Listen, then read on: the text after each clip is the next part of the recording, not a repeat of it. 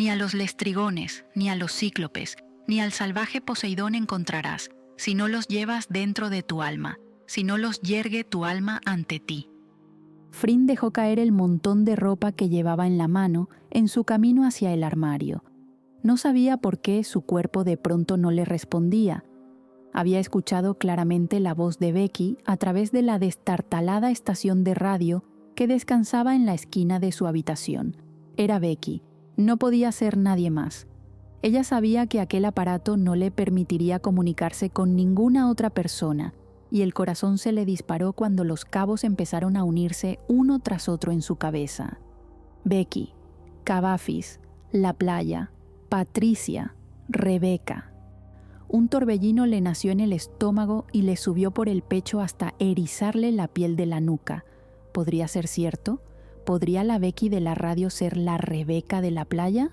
Tenía que serlo, porque no tendría sentido que de pronto Becky recitara aquel poema, el mismo del que ambas habían hablado aquella noche.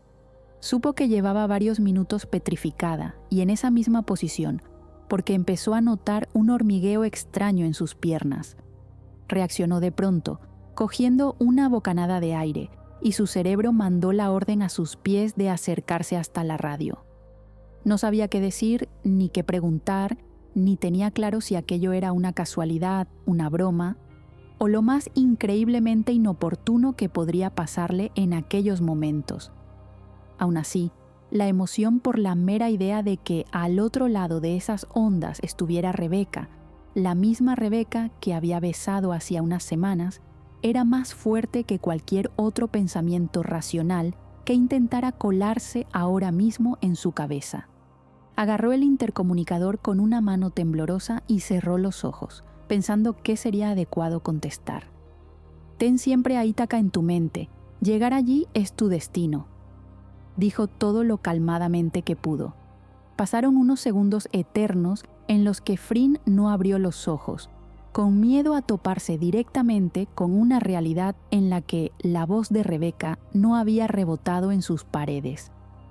Dios mío. Becky respondió al otro lado. Oh, Dios mío, ¿eres tú? ¿Eres tú? Soy yo.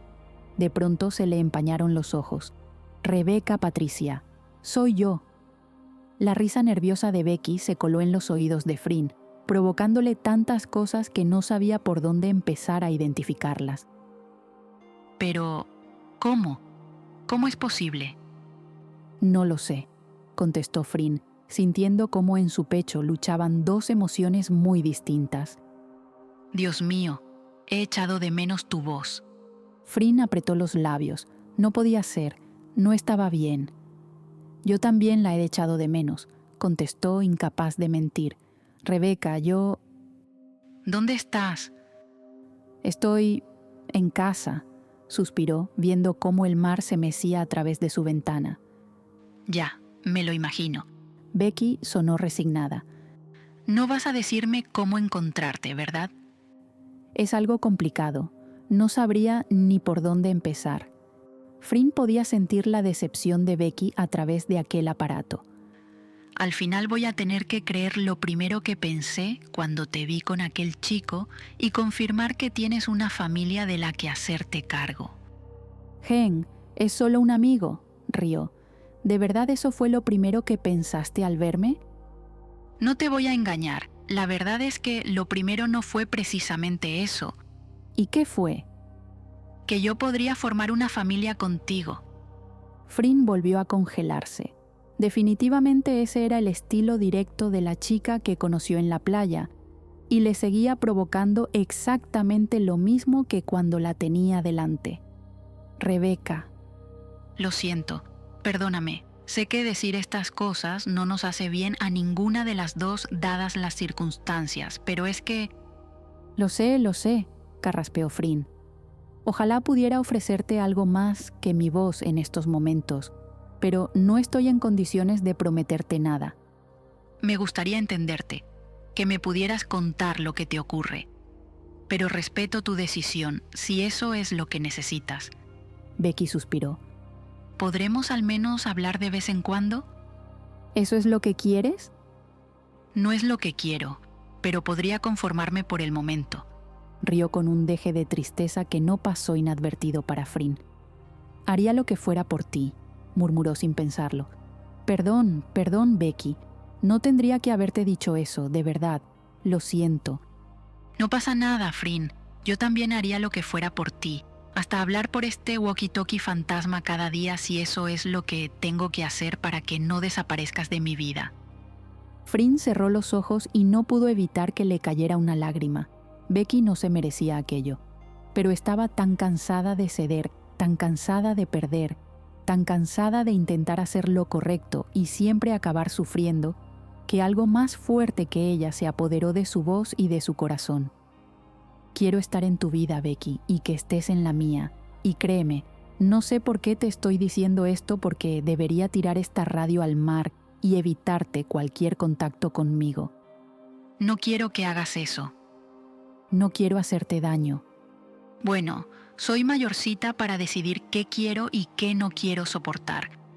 Dijo esto con una sonrisa que atravesó la distancia que las separaba y contagió a Frin. Está bien. Ahora tengo que volver a casa. ¿Prometes que cuando vuelva a hablarte contestarás? Recuerdo que me dijiste que siempre cumplías tus promesas. Te prometo que contestaré, Becky. Genial. Ten cuidado por el camino, dijo Frin de manera inconsciente. Becky volvió a sonreír. Lo tendré. Fue a despedirse cuando se acordó de algo. ¿Sabes que ya puedo correr? ¿De verdad? La alegría en la voz de Frin fue genuina. Bueno, así podrás huir de los peligros, rió. O correr hasta ti. Frin inspiró profundamente, deseando con todas sus fuerzas que aquello pudiera cumplirse y que Becky corriera y corriera hasta llegar a ella. Estoy segura de que me alcanzarías incluso sin saber en qué dirección deberías correr, murmuró, esta vez sin apretar el botón del comunicador. Hablamos luego, Becky, le contestó. Me ha encantado volver a encontrarte. A mí también, Frin, a mí también. Frin dejó el intercomunicador sobre la mesa y se frotó la cara con las manos, intentando liberar algo de la tensión que había estado conteniendo y, de paso, secar las lágrimas que se escurrían descontroladas hasta su cuello. No sabía si alegrarse por haber vuelto a hablar con Becky, preocuparse por cómo le diría que no podrían hacerlo durante demasiado tiempo, o echarse a llorar durante horas porque jamás podría volver a verla. Dejó que su mirada vagara por la habitación, tratando de encontrar algo de consuelo entre aquel torbellino de sentimientos. Era una habitación grande, pero no tenía demasiado allí. Una cama amplia con una colcha de rayas blancas y azules, no del todo bien hecha aquel día. Un armario prácticamente vacío y la pequeña estación de radio en el suelo junto al escritorio de madera que descansaba bajo su ventanal. Probablemente aquella ventana era lo mejor de su cuarto, porque estaba orientada al este y siempre podía ver el amanecer desde su cama. Se acercó al escritorio y se sentó sobre él, admirando una vez más la vista del mar inmenso e infinito perdiéndose en el horizonte. Un par de lágrimas cayeron de nuevo, golpeando la madera con un sonido sordo, y la mirada de Frin se desvió al lugar exacto donde habían ido a morir. Las dos manchas pequeñas empezaban a desaparecer, pero la atención de Frin fue a parar algo más abajo, al primer cajón del escritorio que no estaba cerrado del todo. Se le escapó una sonrisa. Hacía muchísimo tiempo que no miraba ese cajón, porque un día se prometió a sí misma dejar de castigarse por el pasado. Pero ¿qué más daba ya el pasado o el presente, cuando el futuro era tan limitado? Lo abrió, y los recuerdos empezaron a agolparse en su mente como si se hubiera abierto una presa y el agua saliera descontrolada hacia los ríos. Aquella carta amarilleaba después de tanto tiempo escondida en aquel cajón. La acarició con suavidad, como si el miedo a que se desintegrara en sus manos la dominara, y sonrió con algo de tristeza cuando le dio la vuelta. Suspiró tras leer esas iniciales. A ti también te echo de menos. «Nam», gritó Becky entrando en la casa de manera precipitada. «Nam, ¿estás en casa?» «Estoy aquí», respondió su prima desde su dormitorio. «Ven». Becky prácticamente corrió hasta la habitación de Nam, donde la chica estaba plantada delante de su armario seleccionando ropa. «¿Qué haces?», preguntó Becky extrañada. «¿Cómo que qué hago?», dijo Nam con los ojos muy abiertos. «Primero cuéntame qué narices ha pasado en casa de tu madre, lo mío puede esperar». Becky levantó mucho las cejas y apretó los labios. Estaba nerviosa y algo emocionada. «Es ella, Nam», soltó en una bocanada de aire. «Es ella. Frin es la chica de la playa». «No me jodas, Beck», se llevó las manos a la boca. «Pero ¿cómo puede ser? Es decir, el nivel de casualidad no me lo puedo creer». Yo tampoco podía creerlo, pero cuando fui a casa de mi madre recuperé el walkie. Y no voy a hablar de los motivos que tuvo para llevárselo en estos momentos, porque estoy demasiado emocionada para volverme a enfadar. Hizo una pausa para coger aire. La cuestión es que me llevé el walkie a la playa y no sé de dónde saqué el valor, pero le hablé y me contestó, dijo levantando los brazos. Y me confirmó que era ella, y yo le confirmé que era yo y le dije que la echaba de menos, y ella me dijo que me echaba de menos a mí, y luego yo... respira que te va a dar algo, rió Nam. Entonces, ¿cuándo vas a ir a verla? El estómago de Becky se enfrió y la emoción se disipó como el humo. Pues, ahora mismo creo que eso no va a pasar, dijo Becky encogiéndose de hombros. Ella dice que es complicado, no sé. Tendrá sus motivos, supongo. Pero es raro, ¿no? No quiero ser aguafiestas, pero ¿dónde demonios podría estar para que no puedas ir? Ya lo sé, suspiró. Pero bueno, ayer solo tenía la posibilidad de enviarle cartas como en el siglo pasado, y hoy puedo hablar con ella. Tal vez en unos días consiga hacerla cambiar de opinión. Si alguien puede conseguir lo que quiere, eres tú, eso desde luego, sonrió Nam. ¿Has venido corriendo? Sí, contestó Becky orgullosa. Soy una gacela. Pues me vendría mejor que fueras una humana ahora mismo y utilizaras tus pulgares oponibles para ayudarme a hacer la maleta. Lo que nos devuelve a la casilla de salida. ¿Qué haces?, preguntó mirando el caos de ropa que las rodeaba. Estoy preparando mi equipaje para el Congreso Internacional de Fisioterapia, dijo tirando varias camisetas al montón para lavar. Creo que te lo dije hace un par de días durante la cena. Tal vez, dijo Becky esquivando prendas. Últimamente estoy bastante distraída. No me vengas con esas, siempre me has escuchado lo justo.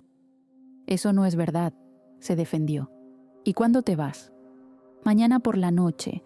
Estaré fuera casi 2 semanas. El gesto de Nam se tornó preocupado. ¿Estarás bien? ¿No eres capaz de separarte 10 días de mí?, rió Becky. Estoy más que feliz de irme con gastos pagados a escuchar cómo una docena de vejestorios hablan sobre fisioterapia mientras yo bebo piña colada. Pero esto es más importante.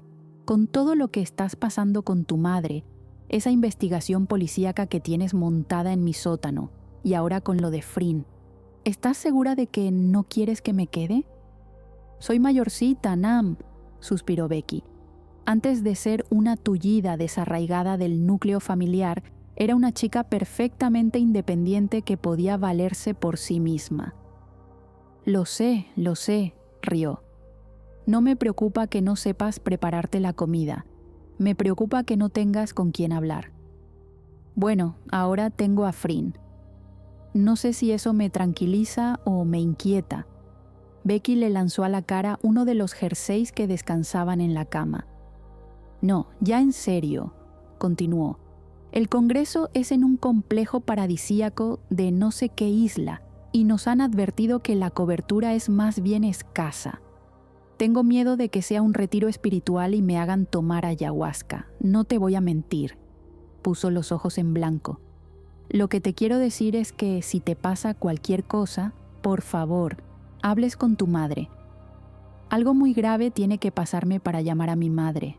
Pero sí, te doy mi palabra de que si necesito algo importante que no tenga que ver con la ayahuasca, hablaré con ella, ¿vale? Vale, dijo Nam sin estar muy convencida.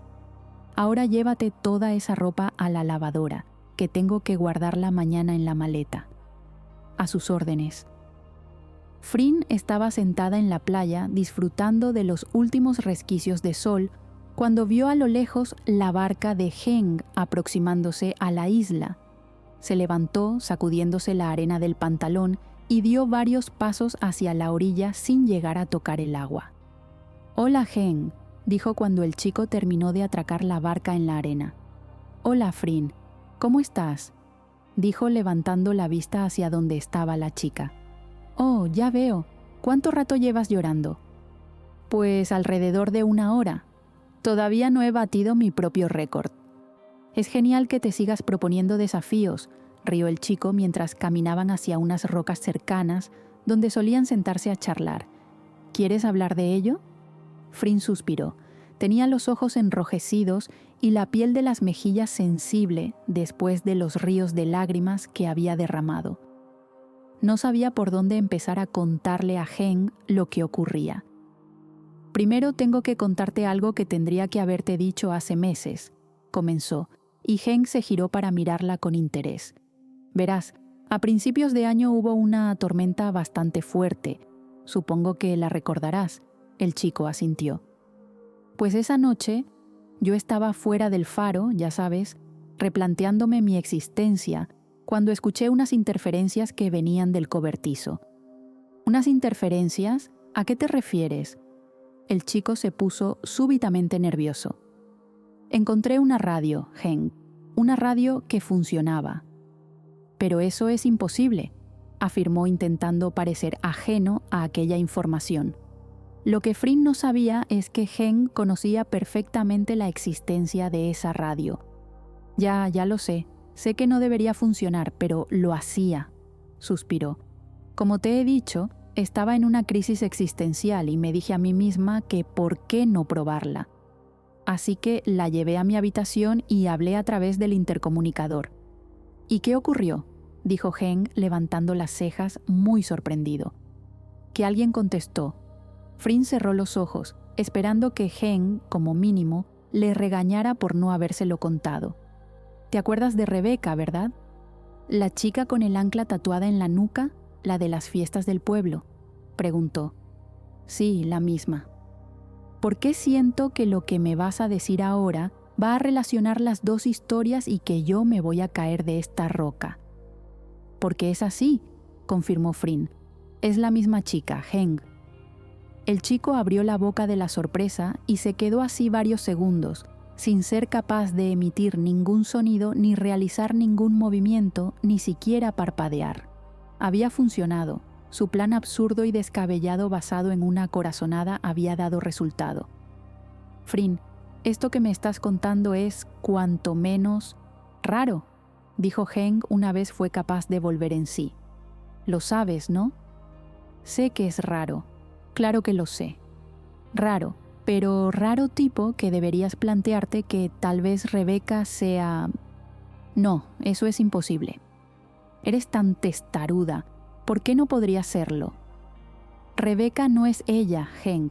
Lo sé por muchos motivos», dijo Frin, volviendo a sentir esa amargura en la boca del estómago. Heng suspiró.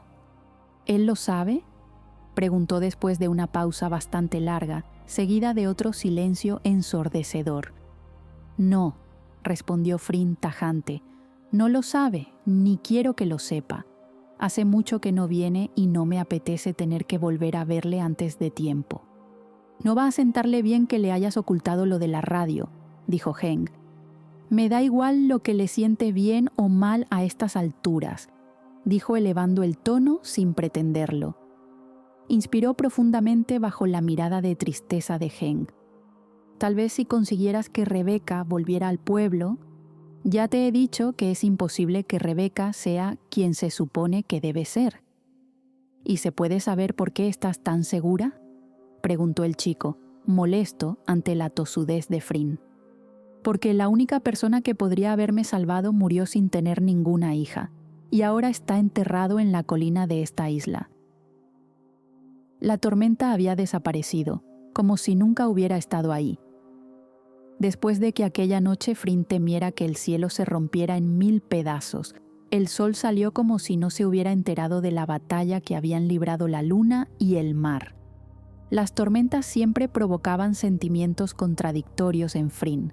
Las apreciaba, porque de alguna manera desataban la fuerza de la naturaleza y eso la hacía sentir pequeña. Ella deseaba sentirse así, tan pequeña como para entrar en una botella y poder lanzarse al mar en busca de unas manos que pudieran sacarla de su soledad. Por otro lado, las temía, porque las tormentas siempre significaban que Ivar estaba en la superficie y que su estado de ánimo no era precisamente agradable. Supuso entonces que, fuera lo que había hecho intervenir al guardián del mar, ya no estaba ahí, porque el agua estaba totalmente en calma, tanto que inquietó a Frin. Bajó a la playa para comprobar el desastre que había provocado la tormenta y no había dado ni 3 pasos por la hierba húmeda que precedía al faro. Cuando lo vio, un cuerpo estaba varado en la arena, boca abajo. El primer instinto de Frin fue correr hasta aquel bulto oscuro rodeado de algas. No podía ser, nadie podía llegar a ese faro, a no ser que... Corrió entonces bajando las dunas hasta alcanzarlo, sin saber muy bien qué hacer. El pánico le nació en el estómago cuando fue consciente de que aquel hombre no parecía respirar, así que le dio la vuelta, haciendo un acopio enorme de sus fuerzas para comprobar que, efectivamente, por el tono azulado de sus labios, el trozo de madera clavado en su costado y la ausencia de movimiento en su pecho, aquel desconocido estaba muerto. Frin lo miró durante varios segundos sin entender cómo había llegado ese cuerpo a la playa, y no pudo evitar apartar los restos de las algas que se habían quedado enredados en la ropa y en el pelo de aquel hombre. Entonces reparó en el bordado que llevaba en el pecho de su chaqueta. «Capitán R. Armstrong», murmuró, sintiendo sus ojos llenarse de lágrimas inmediatamente. «Dios mío». La conmoción no evitó que percibiera el sonido suave de unos pasos acercándose a ella por la orilla, y levantó la vista para encontrarse con un par de ojos grises. «Has sido tú», dijo Frin en voz baja. «Tú lo has ahogado». Su barco explotó en mitad del mar. No había mucho que hacer por él. «Pudiste haberlo salvado», murmuró, sintiendo cómo la rabia le ardía bajo la piel. «Pudiste hacer algo». «Sabes perfectamente que mi labor no es salvar a la gente en el mar», dijo el hombre sin perder la calma. «Tampoco es tu labor traerlos hasta aquí, así que, ¿por qué no me explicas cómo ha llegado a la orilla?» «Yo no lo he traído». Frin rió amargamente. Estaba tan cansada de sus mentiras y de sus manipulaciones. Por supuesto que lo había traído él.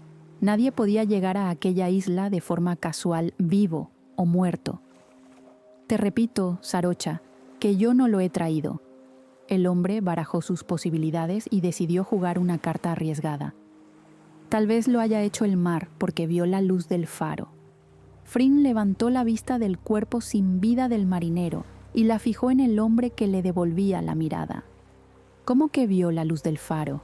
¿Hablaste con él?», dijo, tratando por todos los medios de que no le temblara la voz. «Tuvimos una pequeña charla, ya sabes, antes de que el mar se embraveciera.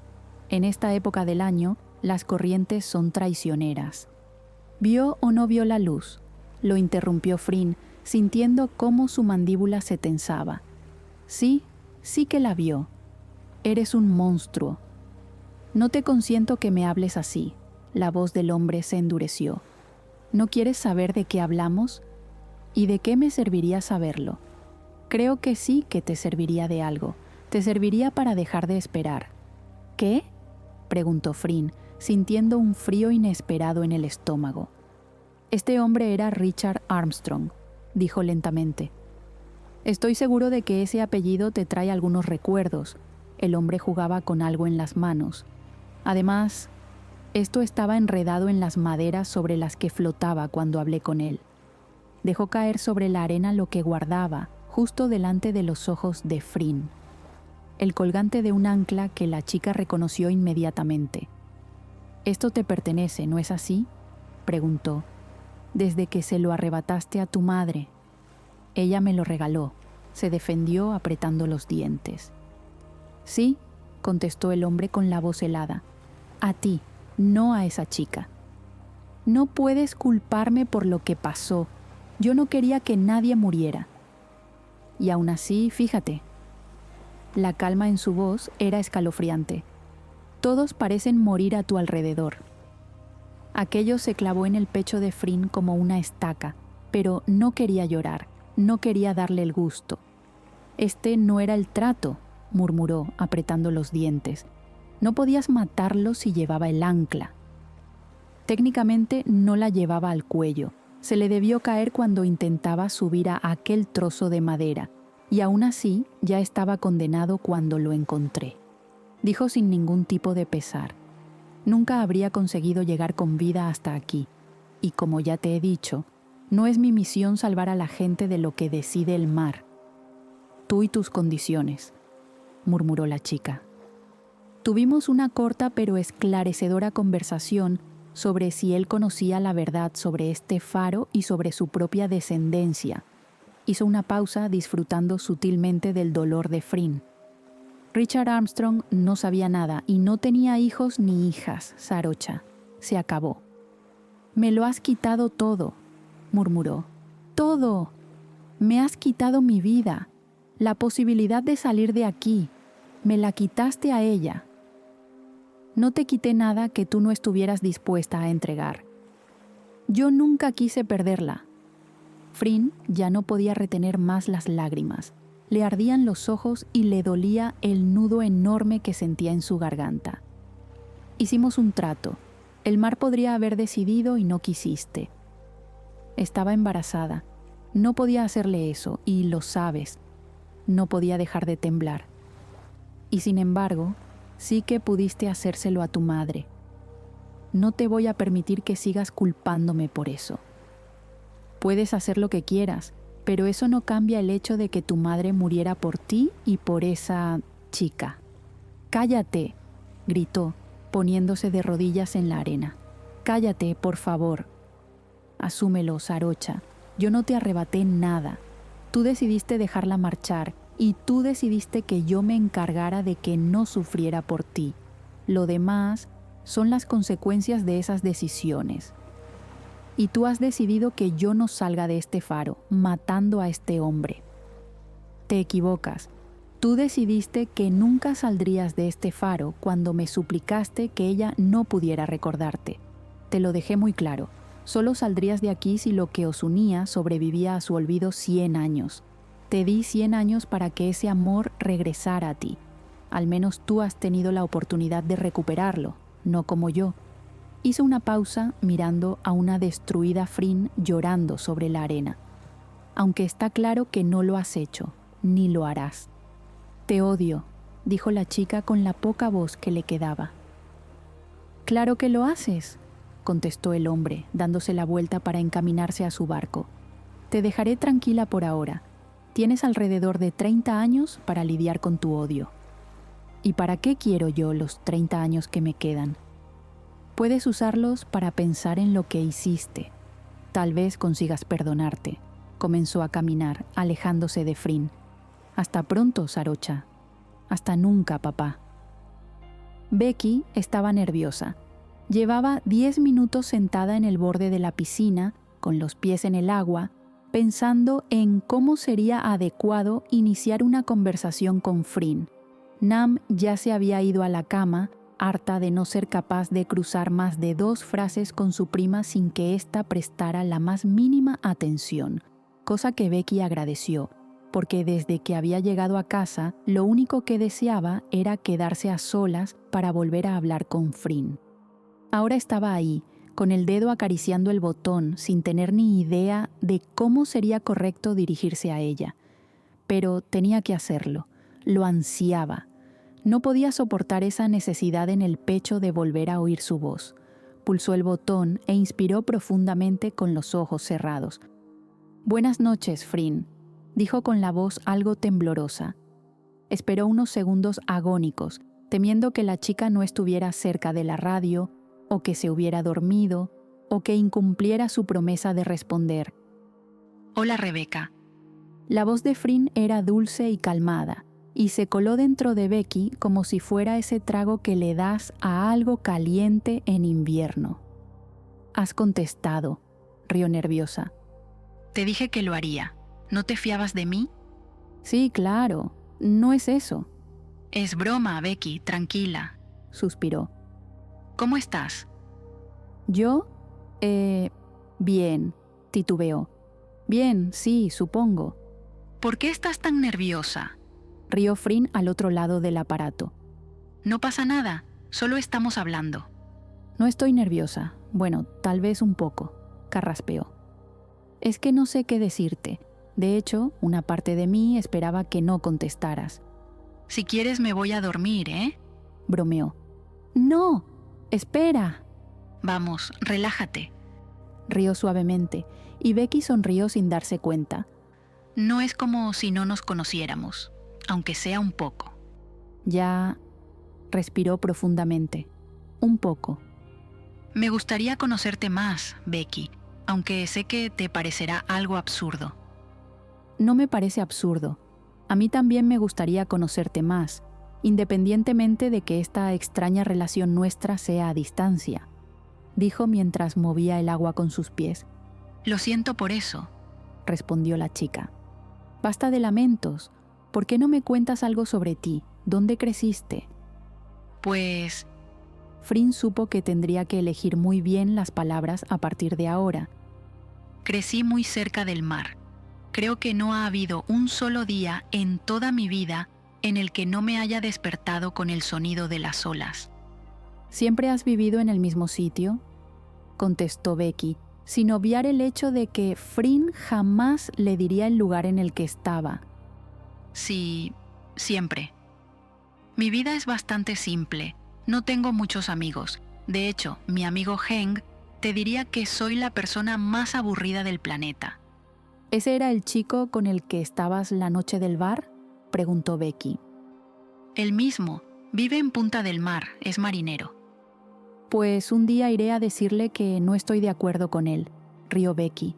Yo pasé casi toda mi vida en un pueblo cerca de Punta del Mar, pero en cuanto fui mayor de edad me marché a estudiar al interior. Luego me mudé a una ciudad más grande, cerca de la costa, donde encontré trabajo y me quedé allí hasta que tuve el accidente. ¿Quieres contarme qué pasó? Bueno, la versión corta es que hubo una tormenta terrible y se derrumbó un set de grabación en el que estaba. Se me cayeron varias cosas encima y me desperté un mes después con grapas en la espalda y muy pocas ganas de vivir. Dios mío, Becky.